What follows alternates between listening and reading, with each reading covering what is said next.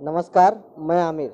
सत्ता से सवाल जनता की आवाज़ कार्यक्रम के तहत हम आ पहुँचे हैं कटिहार के हाजीपुर में और यहाँ पर हमारे साथ जेएनयू के छात्र फारूक भाई हैं जो कि बरारी विधानसभा क्षेत्र से जनाधिकार पार्टी की ओर से अपनी दावेदारी पेश किए हैं। आइए हम कुछ बातों पर मुखातिब होते हैं। सबसे पहले के टॉपिक से रूबरू होने के लिए आपका बहुत बहुत धन्यवाद। Thank you very much. आप हमें पहले हमारे दर्शकों को अपना परिचय बताएं। जी, मेरा परिचय ये है, मेरा नाम फारूक आलम है। मैं कोढ़ा प्रखंड से बिलोंग करता हूँ और सिमरिया घर है मेरा, सिमरिया गांव। मैं अभी जेएनयू का पीएचडी स्कॉलर हूँ, ये मेरा सेकेंड ईयर है, पीएचडी कर रहा हूँ। राजनीति में आने का उद्देश्य क्या है?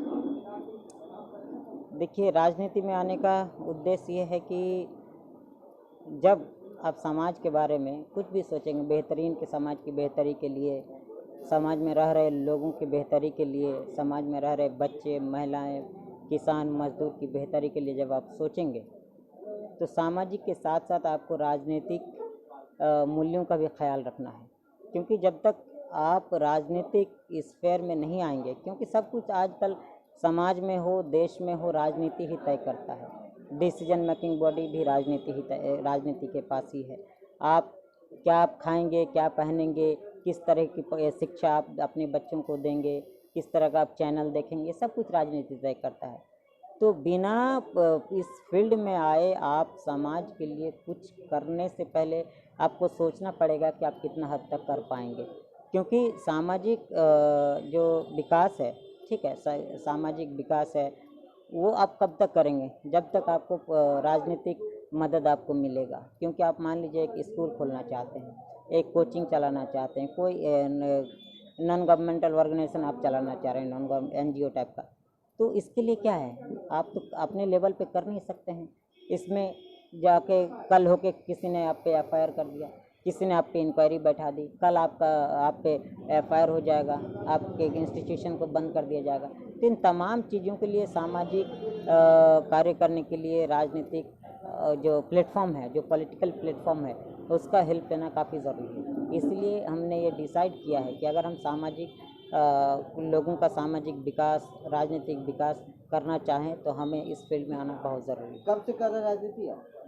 देखिए, ऐसे तो आप किसी भी मुल्क में आप पैदा हों जहाँ पर डेमोक्रेसी है, जहाँ पर पॉलिटिकल पार्टी है, जहाँ पर पॉलिटिकल सिस्टम है, पार्टी सिस्टम है, वहाँ पर आप जब पैदा होते हैं तभी आप पॉलिटिकल फील्ड में पैर रख देते हैं। क्योंकि सब कुछ पॉलिटिक्स ही डिसाइड करता है।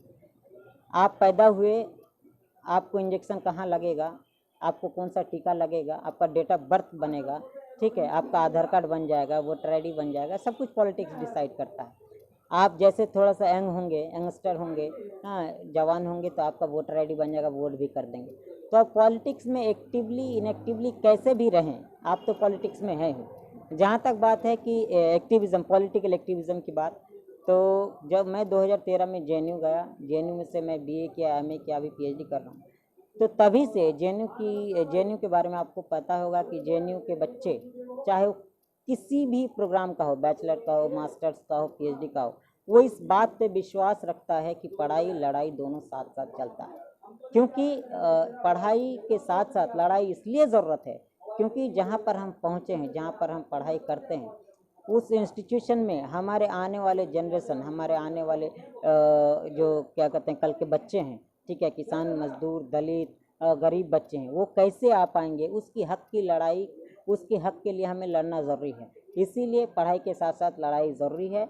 और इसी पढ़ाई के साथ साथ लड़ाई करते हुए हमने अपना पॉलिटिकल एक्टिविज़म जो है 2013 से ही शुरू किया। इसके बाद हमने कई जैसे फ़ी हाइक का मुद्दा हो, जैसे किसान का मुद्दा हो, ट्रिपल तलाक का मुद्दा हो, एनआरसी सीए को लेकर हो, छात्रों पे बर्बरता को लेकर हो, इसके अलावा जो भी इश्यूज़ हैं जो क्या कहते हैं समाज को बुरी तरीके से अफेक्ट करता है, उन तमाम चीज़ों के लिए जो हमने लड़ाइयाँ लड़ी, वहीं से हमने ये सीखा। और जब जब ये संसद गूंगी होती है तब तक सड़कों में आवाज़ को बुलंद करने के लिए तब तक जेएनयू, जामिया, एएमयू जैसे और बहुत इंस्टीट्यूशन और छात्र निकले, उसी तरह हम भी निकले और वहीं से हमें ये प्रेरणा मिली राजनीति करने वाले। जी। आप हमें बताएं कि हमारी जनता जानना चाहिए कटिहार की, आप कौन से विधानसभा क्षेत्र से अपनी दावेदारी दी है? जी, मैं बरारी से दिया हूँ, ठीक है। Barari 68 member of legislative constituency जो है, ठीक है, हाँ उसी से हमें ये बताएं कि वहाँ की जनता को वोट क्यों करें? देखिए, नहीं सही बात, वाजिब बात है, जनता हमें वोट क्यों करे, लेकिन मैं ये भी कह रहा हूँ कि जनता हमें वोट क्यों ना करे, ठीक है। क्योंकि जब आप कहेंगे वोट करे और नहीं करे तो वोट किसको करेगा। मान लीजिए आप ही से मैं सवाल पूछता हूँ, आप किसको वोट करेंगे, तो आप पहले हम यही बताएंगे कि हम वोट उसी को करेंगे जो समाज में कमियां हैं, स्वास्थ्य है, शिक्षा है, सुरक्षा है, बेरोजगारी है, बच्चों की शिक्षा है, सड़कें हैं, बिजली हैं, इन तमाम चीज़ों को जो ईमानदारी के तहत, ठीक है, बिना किसी करप्शन का, बिना किसी चीटिंग का, जो ये सब ईमानदारी से काम करना चाहे उसे आप वोट देंगे, ठीक है। अब मैं ये कह रहा हूँ कि मुझे ही क्यों दें, मैं इसलिए कह रहा हूँ मुझे इसलिए दे, ठीक है, मुझे इसलिए लोगों की सपोर्ट चाहिए और इसलिए मैं लोगों से सपोर्ट की अपील करूँगा कि हमने एक बहुत ही आइडियल पॉलिटिक्स को देखा है, एक बहुत ही जो क्या कहते हैं नेहरूवियन पॉलिटिक्स है, जो गांधीज़म पॉलिटिक्स है, ठीक है, जो इस देश की जो जिस पॉलिटिकल प्लेटफॉर्म से इस देश को अंग्रेजों से आज़ाद कराया, हमने उस पॉलिटिकल उस पॉलिटिक्स की उस आइडियाज़ को हमने देखा है, वहाँ से हमने सीखा है। तो हमारा जो भी पॉलिटिकल आइडियाज़ होगा, हमारा जो भी पॉलिटिकल डिसीजन होगा, वो समाज के लिए होगा, वो समाज में रह रहे सभी वर्ग के लोगों के लिए होगा। इसमें हमारी राजनीति में किसी तरह का हेट मॉन्गरिंग, दंगा, हिंदू मुस्लिम, जातिवाद, धर्मवाद, नस्लवाद, रंगवाद, भेदभाव की राजनीति नहीं होगी, क्योंकि हमने ऐसे जगह में पला, हमने अपने आप को ऐसे जगह में पला ही नहीं, हमने अपने दिमाग को ऐसे जगह में क्या कहते हैं सजा ही नहीं, हमने दिमाग को ऐसे जगह में सजाया है जहाँ जो यूनिवर्सिटी नेहरू जी के सोच की यूनिवर्सिटी है, जो यूनिवर्सिटी कहीं ना कहीं गांधी जी और अंबेडकर की सोच को वहाँ संभाल के रखता है। उस इंस्टीट्यूशन से हम पढ़े हैं, उस इंस्टीट्यूशन के हम स्टूडेंट हैं और उनकी आइडियाज़ और आइडियोलॉजी हमारे दिमाग में है, हम उसके राह पे चलने वाले लोग हैं। हमें संविधान पे विश्वास है और हमें पता है कॉन्स्टिट्यूशन क्या कहता है, संविधान क्या कहता है। जी जी। आप ही के पार्टी से कई लोग अपनी दावेदारी पेश किए हैं, उनमें से आप ही को टिकट क्यों मिलना चाहिए? जी, ये चीज़ तो पार्टी के जो हेड हैं वही बताएंगे, हमें बताएंगे आप ही को क्यों मिले, आला कमान जो आप ही को क्यों दे, किसी और को क्यों नहीं दे? नहीं, वही तो मैं कह रहा हूँ। जैसे मान लीजिए आप मुझे कह देंगे फारूक तुम बुरे हो, तो रीज़न तो आप ही को पता होगा ना मैं क्यों बुरा हूँ, ठीक है, आप ही ना बताएंगे मैं क्यों बुरा हूँ। हो सकता है मैं किसी के और के लिए अच्छा हूँ, लेकिन वही बताएगा ना मैं उसके लिए क्यों अच्छा हूँ। तो अगर मुझे कल टिकट देता है नहीं देता है तो जो पॉलिटिकल पार्टी का हेड है, जो आला कमांड है, वही बताएंगे कि हमें वो क्यों देंगे या फिर नहीं देंगे। आपके अंदर कुछ होना चाहिए ना, ऐसा कुछ होना चाहिए ताकि लगे कि नहीं आला कमान को लगे नहीं ये आप सीट को आप हासिल कर सकते हैं। देखिए, पॉलिटिक्स में होने के लिए क्या है, आपको पॉलिटिकल नॉलेज होना बहुत ज़रूरी है, ठीक है, आपके अंदर ऑनेस्टी होना बहुत ज़रूरी है, आप में किसी तरह की कोई दाग धब्बा ना हो, ठीक है। एक तरफ गठबंधन, एक तरफ महागठबंधन, इसमें आपकी पार्टी जन अधिकार पार्टी अपने आप को कहाँ पा रही है? कहीं कोई गठबंधन नहीं है, एनडीए है, नॉन डेमोक्रेटिक अलायंस, कोई डेमोक्रेसी नहीं है उसमें। दूसरा है महागठबंधन, ये महागठबंधन ये ठगबंधन है। लास्ट टाइम भी हमने देखा कि एक महागठबंधन बना था, लेकिन क्या हुआ, मोर कौवे के पंख में अगर मोर का पंख लगा दिया जाए तो वो मोर बन जाएगा। नीतीश कुमार भी महागठबंधन में थे, लोगों ने सोचा कि बीजेपी को हराना है तो महागठबंधन को जिताना है, जिता दिया। क्या क्या नीतीश बाबू ने 1.5 साल खत्म नहीं हुआ जाके आरएसएस और क्या कहते बीजेपी की गोद में छलांग लगा के पहुंच गए। तो ये महागठबंधन है या ठगबंधन है? आज भी क्या कहते जो भी गठबंधन में हो रहा है, आज तक आप बताइए कि आचार संहिता कोड ऑफ कंडक्ट लग गया है, इलेक्शन का डेट आ गया है, आपका गठबंधन अभी तक फिक्स नहीं हो रहा है। क्यों फिक्स नहीं हो रहा है? इसलिए नहीं हो रहा है कि वहाँ पर छींटा किसी हो रहा है कि कितना सीट कांग्रेस को जाएगा, कितना सीट इसको जाएगा, कितना सीट उसको जाएगा। अरे भाई, अगर आप कह रहे हैं ऐसे रो रो के कि हमको डेमोक्रेसी को बचाना है, हमको आरएसएस को हराना है, हमको बीजेपी को हराना है, तो आप 2-4 सीट में आप कंप्रोमाइज नहीं कर सकते हैं? किसी को कम दे दीजिए, कोई थोड़ा ज्यादा ले लो, काम खत्म है, या फिर बराबर ही ले लो। लेकिन आप सीट के लिए आज तक आप क्या कहते हैं अपना गठबंधन को तय नहीं कर पा रहे हैं कि आपका गठबंधन हो गया नहीं हुआ, क्या हुआ। अभी भी आप कभी उसके साथ मीटिंग, कभी वो पार्टी के साथ उसकी मीटिंग, मतलब आप तो अपने पॉलिटिकल कुर्सियों को आप समेटने में लगे हुए हैं। आप नंबर ऑफ चेयर्स को देख रहे हैं कि कितना चेयर हमारे पास आएगा, कितना विधायक हमारे खाते में आएगा, हमारे पास मेजोरिटी होगा कि नहीं, हम में से कोई मंत्री बन पाएगा कि नहीं। तो आप तो पॉलिटिकल पावर के लिए लड़ रहे हैं, चलिए हम एक और बात करेंगे आपसे। सीमांचल आज भी कहीं ना कहीं पिछड़ापन, इस पर क्या कहेंगे आप? बिल्कुल पिछड़ापन है, सीमांचल ही नहीं, एक तो क्या कहते हैं पूरे देश में बिहार, और बिहार में सीमांचल, और सीमांचल में कटिहार, ये बहुत ही ये आज़ाद हिंदुस्तान के 74 साल के बाद भी ये इलाका इतना पीछे है कि आप यहाँ के बारे में कह नहीं सकते। मिसाल के लिए मैं 2-3 चीज़ बताऊंगा। कटिहार का हरिशंकर, मिर्चावाड़ी का हरिशंकर नायक उच्च विद्यालय में आप चले जाइए, 400 बच्चे के बैठने का कैपेसिटी हार्डली होगा। कितने बच्चों का एडमिशन लिया जा रहा है? 4000 बच्चों का एडमिशन लिया जा रहा है। करते क्या है वो लोग को, वहाँ तो पढ़ नहीं पाएंगे, कहाँ बैठेंगे? बाहर बैठेंगे, छत पे बैठेंगे, सीढ़ियों में बैठेंगे। क्या करते हैं? कोचिंग जाते हैं, और कोचिंग में क्या चल रहा है? दुकानदारी चलता है।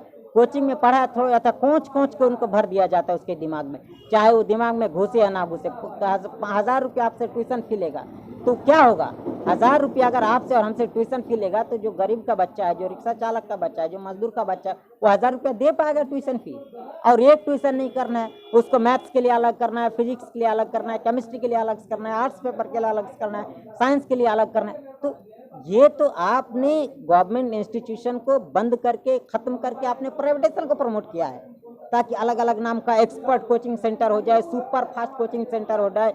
हाँ, क्या कहते हैं, इस सब तरह के इंस्टीट्यूशन पैदा होके क्या कहते हैं बच्चों को वहाँ पर कोच के पढ़ाएगा। 1000 रुपया 2000 रुपया फी लेगा, और उसको मिलता क्या है? ना एनसीईआरटी वहाँ ढंग से पढ़ाता है, ठीक है, ना टेक्स्ट बुक वहाँ पढ़ाया जाता है। बस एक सिंपल खोला, हाँ भाई वेरी वेरी इंपॉर्टेंट क्वेश्चन, पूरा नोट किए हुए वो लिखाते जा रहे। ना स्टूडेंट का आईक्यू लेवल बढ़ पाता है, ना बेसिक अंडरस्टैंडिंग हो पाती है, ना कुछ। ये तो रहा एजुकेशन का ये सिस्टम है। आप हेल्थ फैसिलिटी में देख लीजिए, कटिहार सदर अस्पताल में जाइए, 30 तो बेड नहीं है, और डेली मुझे लग रहा है 3000 पेशेंट वहाँ आते होंगे। कहाँ उनका इलाज होता होगा?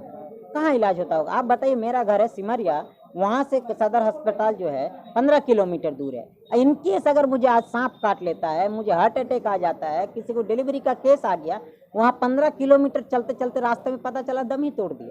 तो ये तो सेवा है, ये तो फैसिलिटी है। आप देखिए क्या कहते हैं, ये सड़क की बात, बिजली की बात देखिए। आप भी कटिहार के हैं, ये भाई साहब भी कटिहार के हैं, पूछिए ना कि 24 घंटे में कितना देर बिजली रहती है। अगर किसी दिन क्या कहते हैं किसी कारणवश अगर 12 घंटा बिजली आ गई तो अगले दिन 6 घंटा कटना ही कटना है, ठीक है। थोड़ी सी 2-4 बूंद बारिश पड़ गई तो बिजली कटना ही कटना है। थोड़ी सी आंधी चल गई तो पता चला ट्रांसफार्मर उड़ गया, तो क्या कहते हैं बिजलियाँ तार कट गया, तो क्या हो गया? ये तो होता है ना। तो आप देखिए इस इलाके में ना स्वास्थ्य का व्यवस्था सही है, ना सुरक्षा है, ना शिक्षा है, ठीक है, ना ही क्या है। इन तमाम क्या कहते क्षेत्र में तो हम फेल हो रहे हैं। और जो हमारे नेता हैं, जो क्या कहते हैं, जिनको हमने चुन के, चाहे वो विधानसभा हो, चाहे वो क्या कहते हैं संसद हो, जहाँ भी भेज रहे हैं, वो क्या करते हैं?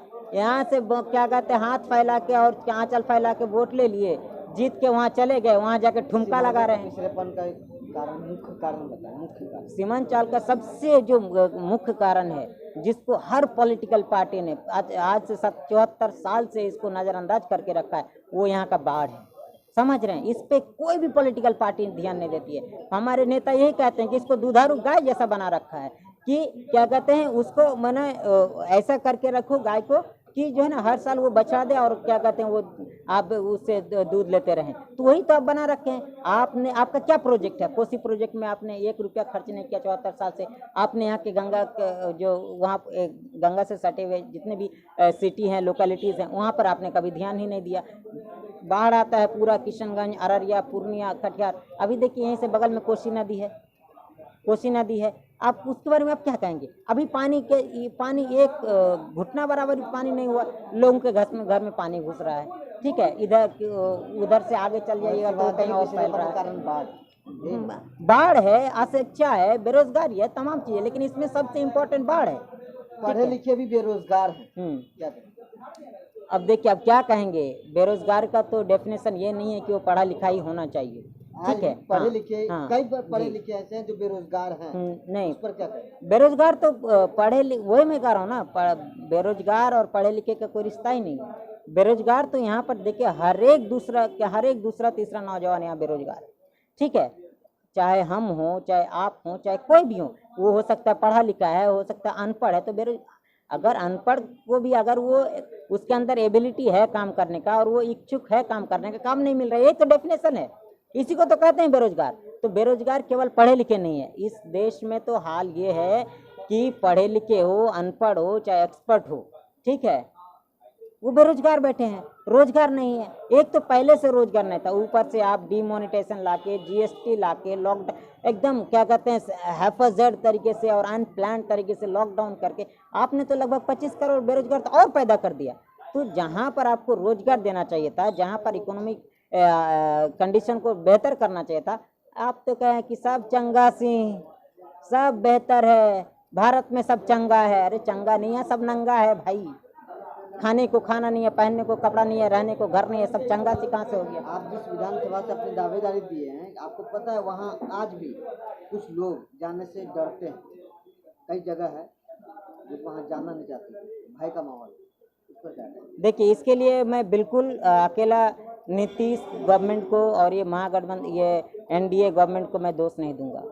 इसकी इतिहास बहुत पुरानी है, ठीक है, नहीं मैं आपको बता रहा हूँ, हाँ इसका इतिहास बहुत पुराना है।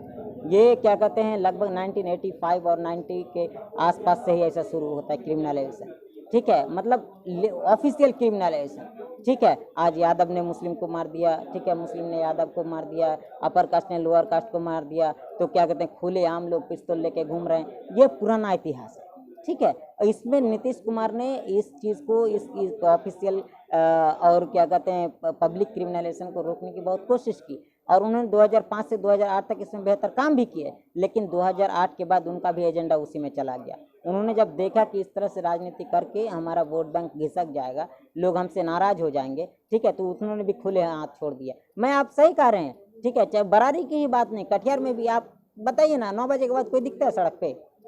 खाली ट्रक चलता हुआ दिखेगा, बसें चलती हुई दिखेंगी, आपको कोई बाइक वाला नहीं दिखेगा, ठीक है। जो आप कटिहार, पूर्णिया की कहीं का भी बात कर लीजिए, ठीक है, क्योंकि इस तरह का जो माहौल है उसको एज इट इज छोड़ दिया गया है, ठीक है, एज इट इज छोड़ दिया। क्यों? क्योंकि हर बार इलेक्शन होगा, हर बार ये एजेंडा लेके आएगा कि देखिए यहाँ तो गुंडागिर्दी चल रहा है, यहाँ पिस्तौल चल रहा है, यहाँ तो सड़कें नहीं है, यहाँ बिजली नहीं है, यहाँ स्वास्थ्य क्या कहते हैं स्वास्थ्य हेल्थ सेंटर नहीं है, यहाँ शिक्षा सही से नहीं, इसलिए इन तमाम को छोड़ दिया जा रहा है। अभी जो नीतीश बाबू अपने आप को सुशासन बाबू प्रोजेक्ट कर रहे हैं, 2-3 चीज़ दिखा के, क्या दिखा के? नल और जल। अरे भाई नल और जल नहीं, नल और नल ही है, जल है ही नहीं। मेरे दरवाजे में भी एक टंकी लगाए, देखिए 5 महीना हो गया, 5 दिन उसमें पानी रहा, उसका पानी ही नहीं है। कहीं टोटी टूटी हुई है, कहीं पाइप फटा हुआ है, कहीं कुछ है, उसमें पानी नहीं है, तो नल जल की विकास कैसे है? विधायक क्यों बनना चाहते हैं? देखिए ये तो क्या कहते हैं, सवाल ऐसा है कि हम विधायक ही क्यों बनना चाहते हैं, ठीक है, या फिर आप पहले जो आपका सवाल था कि आप पॉलिटिक्स में क्यों आना चाह रहे थे, तो वही क्या कहते हैं जवाब मेरा वही होगा, क्योंकि आप जब तक पॉलिटिकल फील्ड में नहीं आएंगे, पॉलिटिकल सर्कल में आप नहीं आएंगे, ठीक है, तो क्या होगा कि जो पॉलिसी मेकर होगा, ठीक है, जो डिसीजन मेकिंग बॉडी होगा, जो आपका विधानसभा में तय होगा, वहाँ तो आप दखल अंदाजी कर नहीं सकते, वहाँ तो आप कुछ बोल नहीं सकते। तो वहाँ बोलने के लिए, वहाँ अपनी बातों को रखने के लिए, अपनी आवाज़ को बुलंद करने के लिए आपको तो वहीं जाना पड़ेगा ना। और वहाँ जाने के लिए क्या क्राइटेरिया है कि आपको विधायक बनना पड़ेगा। विधायक बनने का क्या क्राइटेरिया? आपको इलेक्शन लड़ना पड़ेगा। इलेक्शन लड़ने के लिए आपको क्षेत्र में घूमना पड़ेगा, लोगों से वोट मांगना पड़ेगा। तो ये तो है। आप हमें बताएं कि आज भी कहीं ना कहीं लोग पलायन करने को मजबूर हैं। बिहार में रोजगार जैसी सुविधा नहीं है, जिसके कारण पलायन करते हैं, इस पर क्या कहते हैं? देखिए, पलायन जो करते हैं, पलायन करने वालों की गलती नहीं है, उनकी ये मजबूरी है। आपने एक वीडियो देखा होगा, लॉकडाउन के टाइम बहुत वायरल हुआ था, वो बहुत ही हार्ट रेंचिंग था, दिल दहलाने वाला वीडियो था। वो गाना एक मजदूर ही गाता है, लिखा कोई और होगा, नहीं मालूम, या वही लिखा होगा। वो क्या बोला था कि हम मजदूरों को, ठीक है, हम मजदूरों को घर भेज दो, ये सरकार, हाँ, सोना पड़ा है घर द्वार। आप सुने होंगे, कितना दर्दनाक है। वो क्या कहते हैं? वो कह रहे हैं कि हमारी ये मजबूरी है कि हम अपना गांव छोड़ के शहर में पलायन किए हैं। हमारी ये मजबूरी है कि अपने बाल बच्चों और घर के क्या कहते हैं पत्नी को छोड़ के हम बाहर आए। क्यों मजबूरी है भाई?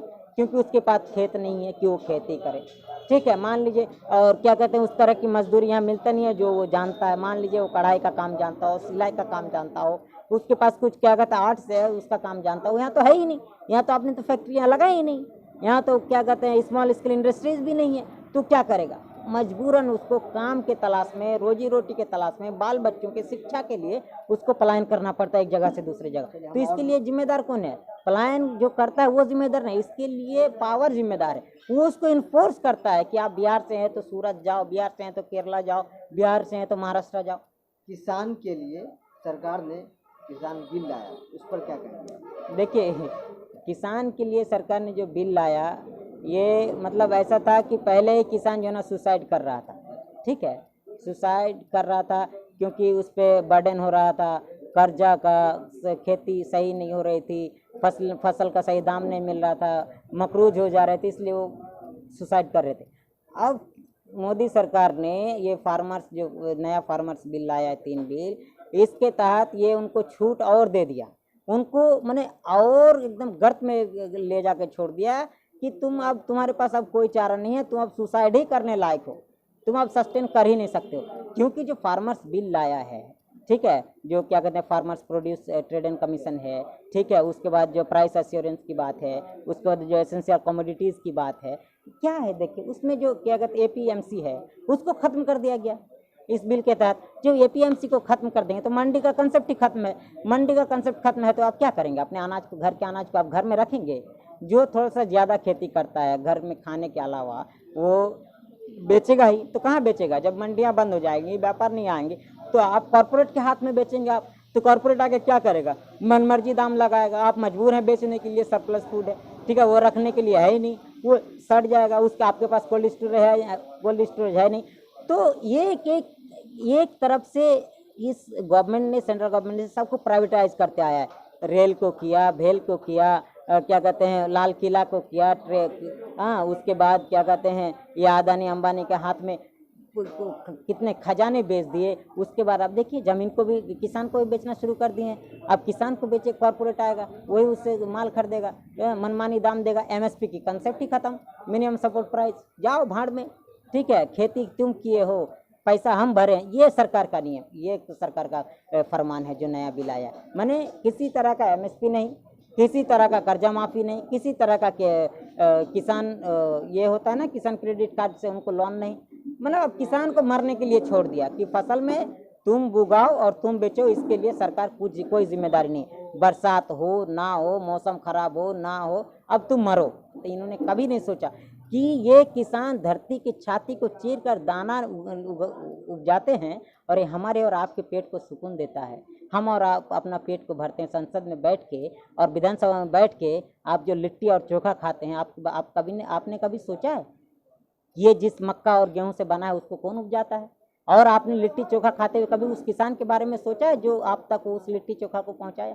आप नहीं सोचते। क्यों नहीं सोचते हैं? क्योंकि किसी को फर्क नहीं पड़ता। गरीबों के लिए, दलितों के लिए, आदिवासियों के लिए, किसान के लिए, किसी को कोई फर्क नहीं पड़ता। बस 5 साल में एक बार आएगा, वोट मांग के जाएगा। सरकार के द्वारा क्या उन्हें लाभ नहीं मिल रहा? किससे? किसानों के लिए योजनाएं लाई गई सरकार के द्वारा, उनसे उन्हें लाभ नहीं मिल रहा।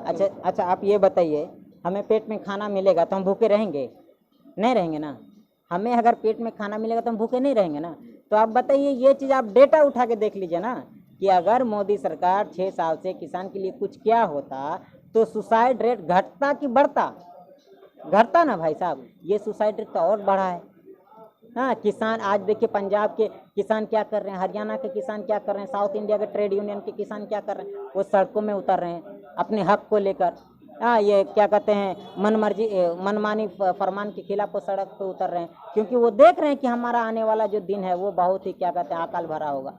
ठीक है, वहाँ पर हमारे पास जो अब तक रुपया बच जाता था खेती करके वो भी नहीं बचेगा, और उन पे डंडा चला रहे हैं, गोलियां चला रहे हैं। तो कहाँ से किसान के हित में किसी तरह का कोई फरमान लाया है? बहुत बहुत धन्यवाद। Thank you.